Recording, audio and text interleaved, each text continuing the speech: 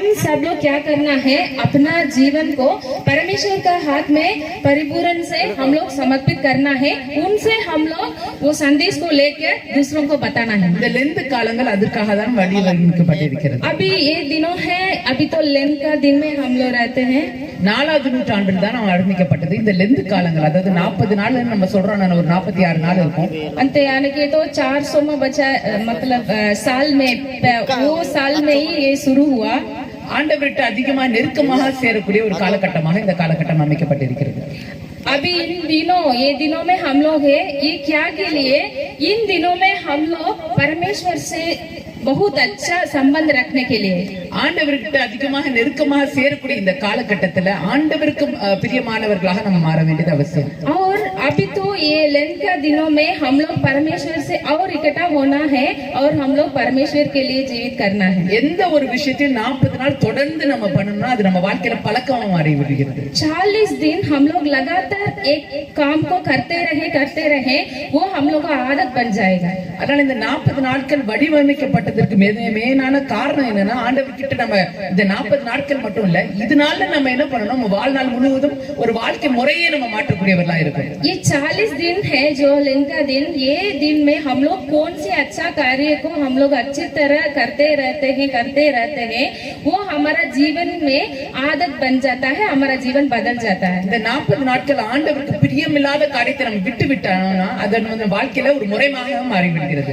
ये 40 दिनों में हम लोग क्या हम लोग पसंद, जो परमेश्वर जो पसंद नहीं करते हैं, वो कामों को हम लोग छोड़ देने से वो हम लोग का जीवन के लिए बहुत बड़ा आशीषित हो जाए. ஆண்டவர் குறித்த காரியங்களை அதிகமாக தியானிக்கக்கூடியவர்களா நாம் காணப்படும். और परमेश्वर जो हमारे लिए वचन दिए हैं उसमें हम लोग ज्यादा ध्यान करना है. ஆண்டவருடைய வார்த்தையை கேட்பதற்கு முன்பாக ஜெபம் செய்வோம். परमेश्वर को वचन सुनने के पहले हम लोग प्रार्थना करेंगे. கிருபை நிறைந்த நல்ல ஆண்டவரே, இந்த அருமையான காலை வேளைக்காக நன்றியுடன் துதிக்கிறோம் சுவாமி. अनुग्रह परमेश्वर, ये सब शुभ दिन के लिए हम आपको धन्यवाद देते हैं. ஆண்டவரே, இப்போதும் உம்முடைய பாதத்திலிருந்து உம்முடைய வார்த்தையை நாம் தியானிக்க இருக்கிறோம். परमेश्वर, हम आपसे थोड़ा समय ये वचन सीखने के लिए जा रहे हैं. ஆண்டவரே, இந்த வார்த்தைகள் ஆண்டவரே எங்கள் மனதின் ஆழமாக பதியட்டும் சுவாமி. ये वचन हम लोग का हृदय में बहुत अच्छी तरह काम करने के लिए मदद कीजिए. ஆண்டவரே, இங்க இருக்கிற ஒவ்வொருத்தருக்கும் சுவாமி ஆத்ம ஆதாயம் பண்ணக்கூடிய இந்த ஆண்டவரே எங்களுக்கு உன்னதமான அந்த பணியை நீர் எங்களுக்கு கொடுத்திருக்கிறீர் சுவாமி.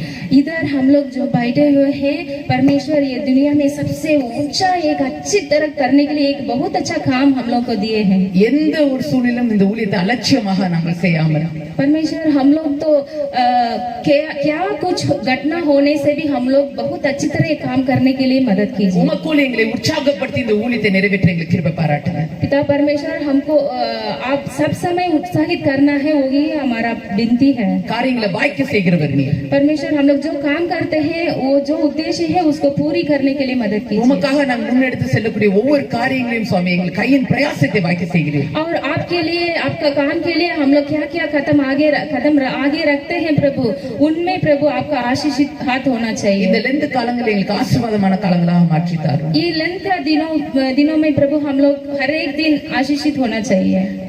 இது அனைத்தையும் ஆண்டவரே உம்முடைய பொற்பாதத்தில் வைக்கிறோம் சுவாமி. ये सब बातों को आपका हाथ में समर्पित करते हैं. ஆண்டவரே, இப்போது நாங்கள் தியானிக்க இருக்கிற இந்த வார்த்தைகள் எங்கள் வாழ்க்கைக்கு பிரயோஜனமான வார்த்தைகளாக இது மாற்றி தாரும். अभी जो वचनों हम लोग ध्यान करने के लिए जा रहे हैं, वो सब वचन हम लोग का जीवन के लिए प्रयोग करने के लिए हम लोग प्रार्थना करते हैं. தலை குனிந்திருக்கிற ஒவ்வொருத்தரையும் தலை நிமிர செய்ய நீ வல்லவராய் இருக்கிறதற்காக துதிக்கிறோம். अभी प्रभु हम लोग जो सिर झुके बैठे हैं, हम सब प्रभु बहुत अच्छी तरह खुशी से बैठने के लिए हम लोग को मदद कीजिए. ஆண்டவரே, இந்த ராஜ்மஹால் டயசிஸ் சுவாமி ஒரு புது எழுப்புதலை எங்களுக்கு தாரும். और ये राजमहल डायोसिस में प्रभु वो एक नया रोशनी लाने के लिए हम लोग को मदद कीजिए. புது கிருபை, புது அபிஷேகத்தை எங்களுக்கு தாங்க. और नया अभिषेक और नया अनुग्रह होने के लिए हम प्रार्थना करते हैं. இருக்கிற ஒவ்வொரு போதரிலும் அவர் குடும்பங்களையும் ஆசீர்வதிங்க. इधर बैठे हुए हर एक पादरी परिवारों के लिए हम प्रार्थना करते हैं. ஆண்டவரே, நீர் எங்களுக்கு செய்திருக்கிற உபகாரங்களை ஒவ்வொரு நாளும் நம்ம யோசித்து சிந்திச்சு உம்முடைய ஆண்டவரே நாங்கள் மகிமைப்படுத்த எங்களுக்கு கிருபை பாராட்டுங்க. परमेश्वर, आपने हमारा जीवन में क्या अच्छा काम किए हैं, वो सबों को प्रभु हम लोग याद करके आपको धन्यवाद देते हैं. இதை செய்ய போவதற்காக நன்றி. आप इसको करने के लिए जा रहे हैं, आपको धन्यवाद देते हैं. இயேசு நாமத்தில் ஜெபிக்கிறோம் ஜீவனுள்ள நல்ல பிதாவே. परमेश्वर यीशु मसीह के नाम से मांगते हैं. आमेन. आमेन. हालेलुया. हालेलुया. ஒரு கிறிஸ்தவ வாழ்க்கையில அது ஒரு ஊழியம் செய்யக்கூடிய உங்களுடைய வாழ்க்கையிலும் என்னுடைய வாழ்க்கையிலும் இன்றியமையாது இருக்கிறது ஜெப வாழ்க்கை. एक मसीह का जीवन में हम अब इधर बैठ रहे हैं, हर एक हमारा जीवन में एक बहुमूल्य एक कार्य है, वो है प्रार्थना है. ஜெபத்தை குறித்து வேதாகமத்துல நம்ம நிறைய பார்க்க முடியும். प्रार्थना के बारे में बाइबल में हम लोग ज्यादा वचन पढ़ सकते हैं. அவனுடைய துக்கத்துல யாபேஸ் ஏறெடுக்கிற ஜெபம். जाबेस जो था वो तो अपना दुख में प्रार्थना किए थे. தாவீது அவன் இக்கட்டு காலத்துல ஆண்டவரை நோக்கி பார்க்கிற ஜெபம். दावीद जो थे वो अपना संकट का समय परमेश्वर से प्रार्थना की. சாலமன் ஆண்டவருடைய ஞானத்துக்காக கேட்கிற ஜெபம். और सुलेमान जो थे उन्होंने अपना बुद्धि और ज्ञान के लिए परमेश्वर से प्रार्थना की. தானியேல் சிங்கத்தோட கேவில இருந்து ஆண்டவரை நோக்கி கேட்கிற ஜெபம். और दानियल जो थे वो तो सिंह का वो जगह से बचाने के लिए परमेश्वर से प्रार्थना किया. அன்னாள் மனம் கசந்த ஆண்டவருடைய ஆலயத்துல ஏறெடுக்கிற ஜெபம். और हन्ना जो थी वो तो बहुत रो के परमेश्वर से प्रार्थना की. வேதாகமத்துல பல ஜெபங்களை பார்க்கிறோம். बाइबल में हम लोग ऐसे भिन्न भिन्न प्रार्थना के बारे में देख रहे हैं. யோனா மீன் வயிற்றுக்குள்ள இருந்து ஒரு ஜெபத்தை ஏறெடுக்கிறார். वो योना जो था वो मछली का पेट से प्रार्थना की. மீனை வந்து கழுவும் போது என்ன நாத்தம் அடிக்கும் நம்மளுக்கு தெரியும். वो मछली हम लोग साफ करते समय बहुत मांगता है ना. அது பொரிக்கும் போது மட்டும் தான் நல்லா இருக்கும். उसको फ्राई करते समय तो बहुत अच्छा आता है. ஆனா மீன் வயிற்றுக்குள்ள அந்த துர்நாற்றம் வீசக்கூடிய அந்த சூழ்நிலையில கூட ஆண்டவரை நோக்கி விண்ணப்பம் பண்ணுகிறான் யோனா. वो योना नबी ने वो मछली का पेट में था, वो कितना दुर्गंध हुआ था है ना, फिर भी वो जगह से योना ने प्रार्थना किया. அப்படினா என்ன அர்த்தம்னா உங்க சூழ்நிலை எவ்வளவு மோசமா இருந்தாலும் நீங்க ஆண்டவரை நோக்கி பார்க்கலாம். तब इससे हम लोग क्या सीखते हैं, हम लोग कौन से बड़ा संकट में होने से भी हम लोग परमेश्वर से प्रार्थना करना चाहिए. Hallelujah hallelujah. சூழ்நிலை நாறிக்கொண்டு இருந்தாலும் நீங்க ஆண்டவரை நோக்கி பார்க்கலாம். हम लोग का वो जो है, हम लोग जहाँ रहते हैं वो जगह नहीं तो हम लोग का जीवन में क्या कुछ होने से भी, दुर्गंध होने से भी उस जगह से हम लोग क्या करना है, प्रार्थना करना चाहिए. மீனுடைய வயிற்றில இருந்து ஆண்டவரை நோக்கி யோனா விண்ணப்பம் பண்ணுகிறான். योना ने मछली का पेट से परमेश्वर से प्रार्थना की. இயேசு சுவாமி பல இடங்களில் ஜெபம் பண்ணதா நம்ம வேதாகமத்துல பார்க்கிறோம். और यीशु मसीह भी बाइबल में हम लोग पढ़ते समय कहीं जगह पे परमेश्वर से प्रार्थना की. அங்க ஆண்டவர் ஏறெடுக்கிற ஜெபங்களை பார்க்கும்போது ஒவ்வொன்றும் ரொம்ப ஆச்சரியமாவும் அதிசயமாவும் ஆண்டவருக்கே இயேசு சுவாமிக்கே ஜெப வாழ்க்கை ஒண்ணு தேவைப்படுச்சுன்னா இன்னைக்கு உங்களுக்கும் எனக்கு எவ்வளவு முக்கியமா தேவைப்படும். यीशु मसीह ने बहुत बड़ा परमेश्वर है, फिर वो अपना जीवन के लिए प्रार्थना बहुत जरूरी था, फिर हमारा जीवन में बहुत ज्यादा जरूरी है. அதனாலதான் பவுல் சொல்றாரு இடைவிடாமல் ஜெபம் பண்ணுங்க. इसलिए पौलुस ने ऐसे कहते हैं, ऐसे लगातार प्रार्थना कीजिए. எப்பவும் ஆண்டவர்கிட்ட பேசிக்கொண்டே இருக்கிற ஒரு உறவு உங்களுக்கு எனக்கும் வேணும். हरदम परमेश्वर से हम लोग बात करना ही चाहिए. ஸ்பர்ஜர்ன்ற தேவ மனுஷன்ட்ட ஒருத்தர் கேட்டாரு. स्पर्जन करके एक परमेश्वर का दास थे, उनसे परमेश्वर ऐसे कहे, ஜெப வாழ்க்கை முக்கியமா இல்ல வேதம் வாசிக்கிறது முக்கியமா? बाइबल का पढ़ना जरूरी है, नहीं तो वो प्रार्थना करना जरूरी है. அப்போ அங்க ஸ்பர்ஜன் கேட்டாரா, மூச்சு உள்ள சுவாசத்தை உள்ள எடுக்கிறது முக்கியமா இல்ல வெளியே விடுறது முக்கியமா? तब स्पर्जन वो परमेश्वर का दास ने ऐसे कहे हैं, हम लोग जो सांस लेते हैं वो अंदर लेते हैं, वो जरूरी है कि बाहर निकालते हैं वो जरूरी. எப்படி மூச்சை உள்ள எடுக்கிறது வெளியே விடுறது எவ்வளவு முக்கியமா அது மாதிரி தான் ஜெப வாழ்க்கையும் வேதம் வாசிப்பும் சொன்னார் ஸ்பர்ஜன். हाँ, वो स्पर्जन ने ऐसे कहे थे परमेश्वर से, जैसे हम लोग सांस लेते समय सांस अंदर जाता है वो और सांस हम लोग बाहर निकालते हैं, वो दोनों कितना जरूरी है उतना जरूरी प्रार्थना और बाइबल पढ़ना. விசுவாசம் உள்ள முழங்கால் யுத்தம் வரலாற்றை மாற்றும் வேதம் சொல்லுது. वो विश्वास से हम लोग घुटने टेकर कितना अच्छा से प्रार्थना करते हैं, वो प्रार्थना है जो हम लोग का ये पूरा दुनिया को भी बदल कर सकती है. உங்களுடைய முழங்கால் முடங்கினா அங்க ஆண்டவர் பாருங்க வரலாற்றை மாற்ற வல்லவராய் இருக்கிறார். आपका हर एक जन का आप लोग घुटने टेकर प्रार्थना करेंगे तो परमेश्वर इतिहास को बदली करने वाला है. ஏதோ ஒரு நேரத்துல மட்டும் தான் ஆண்டவர்கிட்ட ஜெபிக்கிறதா இல்ல, இடைவிடாமல் ஜெபம் செய்யக்கூடியவர்களா இன்னைக்கு நீங்களும் நானும் காணப்படுறோம்.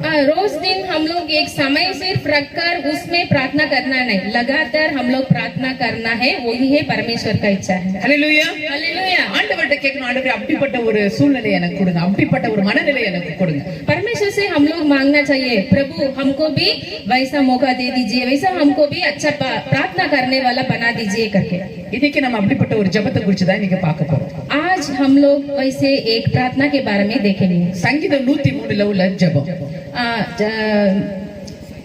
भजन संगीता 103 में ऐसे लिखा हुआ है। அங்க தாவீதுடைய ஜெபத்தை நம்ம அங்க பார்க்க முடிகிறது. इसमें हम देख सकते हैं दाऊद का प्रार्थना के बारे में। நான் கேள்விப்பட்ட மாட்டாள சில இடங்களையும் சரி, அங்க தமிழ்நாட்டிலயும் சரி, இந்த இந்த சங்கீதம் 103ல உள்ள முதல் 2 வசனங்களை ஜெபத்துக்கு அப்புறம் என்னமோ ஒரு எபிலாக் மாதிரி ஒரு சின்ன ஒரு பின் ஜெபமாக, ஒரு சின்ன ஒரு ஜெபமாக நம்ம ஏறெடுக்கிறோம். इधर हम लोग देखते समय मैं तो ऐसे सुनी है, इधर झारखंड में नहीं तो यही का जगह में हम लोग प्रार्थना के बाद ये भजन संगीता 103 का पहला अंत दूसरा वचन को ऐसे मुंह से सिर्फ बोलते हैं करके, और துணுக்கு மாதிரி ஜெபத்துக்கு அப்புறம் அதை நம்ம சொல்றோம்.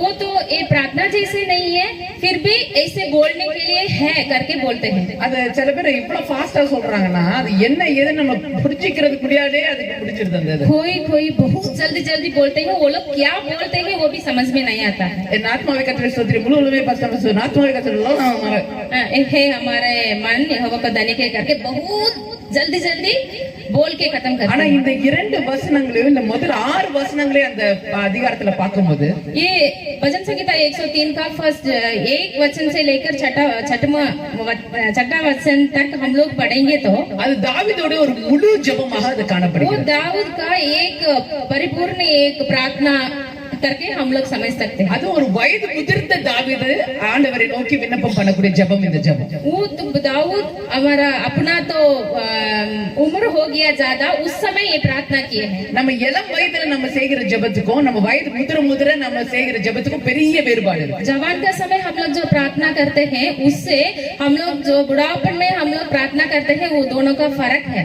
ஒரு முதிர் வயது தாவீது வாழ்க்கையில மேடு பள்ளங்கள் எல்லாம் சந்திச்சு வாழ்க்கையில நஷ்டம் கஷ்டங்கள் எல்லாம் உணர்ந்து அதுக்கப்புறம் ஆண்டவர்ட்ட ஏறெடுக்கக்கூடிய ஜெபமாக இந்த ஜெபம் காணப்படுகிறது. दाऊद ने अपना बहुत ज्यादा उम्र हो गया और परमेश्वर से वो ताकत लेकर वो प्रार्थना करके करके उस समय बहुत उम्र था, उस समय ये प्रार्थना की. இந்த ஜெபம் அதாவது சங்கீதம் 103 நீங்க பாத்தீங்கன்னா ये भजन संगीता 103 हम लोग देखेंगे तो அது எபிரேய மொழியில ஆல்பபெட்டிக்கல் ஆர்டர்ல எழுதப்பட்டிருக்கிறது. इब्रानी भाषा में तो वो अल्फाबेटिक ऑर्डर में लिखा हुआ है. எப்படி ஆங்கில மொழியில ABCD நம்ம சொல்றோமோ அதே மாதிரி ஆல்பபெட்டிக்கல் ஆர்டர்ல எபிரேய மொழியில எழுதப்பட்ட ஒரு ஜெபம். इब्रानी भाषा में ये लिखा हुआ है, कैसे हम लोग ABCD ऐसे A के बाद B आएगा, B के बाद C आएंगे ना, वैसे ही ये लिखा हुआ है. இங்க அங்க பாருங்க தாவீது ஆண்டவரை நோக்கி விண்ணப்பம் பண்ணிக்கிறான். इधर हम लोग देखेंगे तो दाऊद ने परमेश्वर से प्रार्थना करते हैं.